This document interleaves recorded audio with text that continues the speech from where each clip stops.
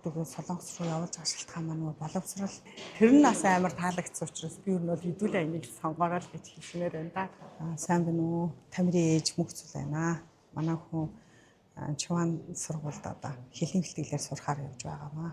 Том хүн маань энэ компаниар зуршлуулад одоо яваад магистраар 6 сар төгсөх юм байна.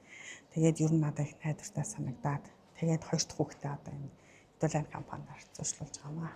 Манайх нөгөө хоёр дахь хүүхдээ явуулж байгаа учраас тэр төрсэн ах дүүгийн хөнгөлөлтгээ 50% хөнгөлөлтийг хэдүүлээ компаниас манад хөнгөлөлт хөтлөж байгаамаа.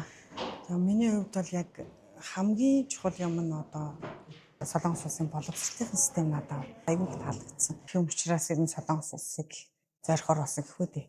Үргэлж нэг холбогдож тий хүүхдүүд нь тэнд одоо яг ямар байдлаар сурж байгаа вэ гэдэг утгаараа бас тэр нь надад аюул тарсан. Яг гэвэл бид нар хүүхдүүдээ Солонгос руу явуулж байгаа шалтгаан маань боловсрол эзэмшүүлэх гэж явуулж байгаа учраас энэ биднэрт бас очоод буцаж эргэж холбогдож байгаа байдал нь таалагддаг учраас би юу нь бол хэдүүлээ энийг сонгороо л гэж хэлмээр байна да.